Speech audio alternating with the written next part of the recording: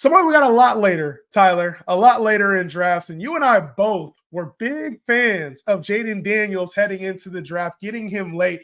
Man, he put on a show for us Monday night against the Bengals, and Jayden Daniels is a player who I think it was easy to see the upside if you watched the tape, if you looked at his accolades, if you kind of look at the situation he was in, going into a decent offensive scheme here with this air raid offense. Now we're seeing the fruits of that, and we saw a big-time performance from him on Monday night against the Bengals. I love Jayden Daniels, bro. Like, and I feel like it was one of those players that you had to, like, if you had a must player, like that was one player I tried to get in every single draft. I felt so good about him returning top 5 to 7 quarterback value. And the crazy part is, Tyler, that might not have been high enough. No, I agree. I mean, I love Jayden Daniels. He was inside my top 10 to start the season. And the reason why is, like we saw in this game, the down the field targets were there, or throws were there, which is really nice. But also, like, the reason why you drafted him is just because the rushing upside. He already has 3 rushing touchdowns on the season. I want to say he's second in terms of NFL history in terms of like most rushing yards through his first 3 games as a rookie, behind only RG3. So the rushing's up there, and the passing now and we kind of talked about this last week with Terry McLaurin. We were a little bit worried about the down the field passing, but last night it was on display, and we finally got to see that. And accurate too. Yes, I mean, he only had 2 incompletions, so he had as many incompletions as he had touchdowns, which is fantastic. So I think it's a great thing going forward. He's an absolute QB1 going forward, and a guy that if you drafted him, you have to be feeling really good right now. It's weird because, like, we've seen the versions that we talked about, like he had the most yards in college football last year. And it's like when we talked about it wasn't just rushing with Jayden Daniels, it was also passing. And it's like we've kind of seen this evolution of, like, week 1, we saw more of the rushing side of Jayden Daniels. And then last night we saw a little bit more of the passing from Jayden Daniels. So it's like it feels like we're going to get a pretty good mix. And it's not like, when you see more passing and this, 21 for 23 completions, this is all passing. He added in on the run game too with a touchdown. So I think with Jayden Daniels, man, if you have him, treat him as a top 5 asset at the quarterback position.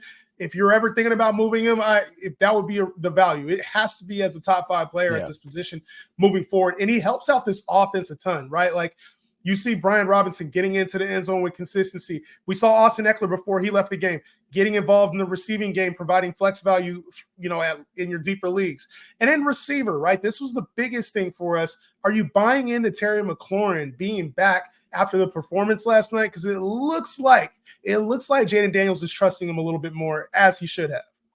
Yeah, I mean, I wouldn't be trying to trade for him or anything. I think, like, this is a week that you definitely won't want to. Maybe see what happens next week. But he's a guy that I would just continue to hold on to.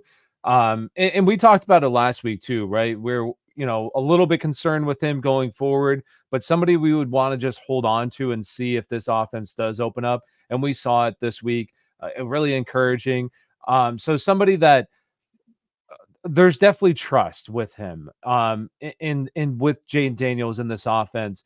And we saw, like, we were hopeful heading into the season that this could be the Terry McLaurin that we can see. We know he's a very capable wide receiver. We've seen it out of him in the past. So he's a guy that I would just continue to hold on to and see what happens. And hopefully this offense just continues to open up and Jayden Daniels feels more and more comfortable going forward.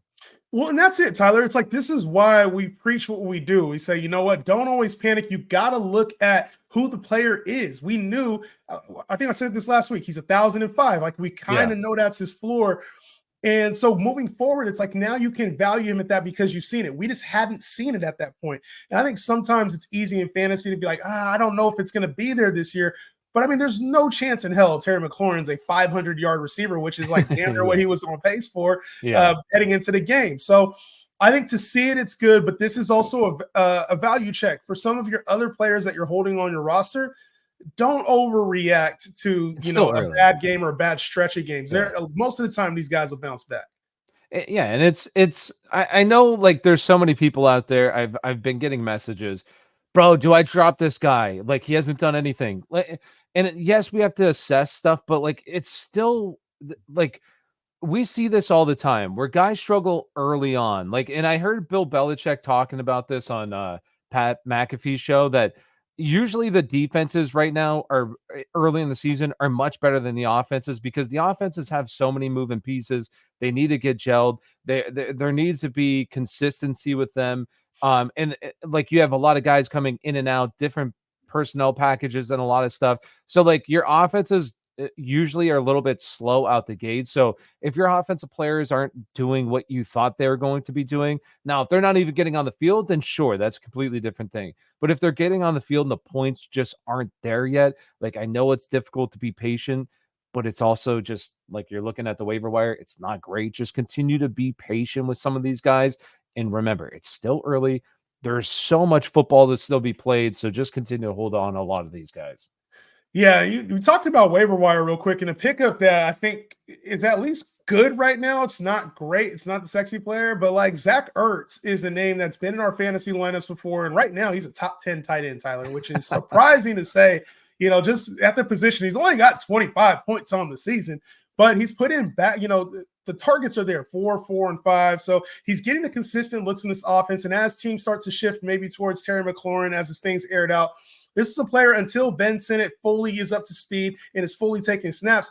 I think at the tight end position right now, when things are dire, it's not a great pick, but it's a floor pick to help you out so you're not getting them 3-point weeks from your tight end right now. Nothing I would advocate in more shallow leagues, but in your leagues, your 12-team, 14-team leagues, this is a player that probably needs to be started at this point just due to the looks that he's getting at the position. Yeah, he's running a lot of snaps, or he's running like majority of the routes, 24 of 31 routes last night. So as long as he continues to see that, like Ben Sinnott, stays kind of on the bench, not really threatening those, then yeah, I mean, how bad the tight end position is right now, sure, it's It's ugly. terrible.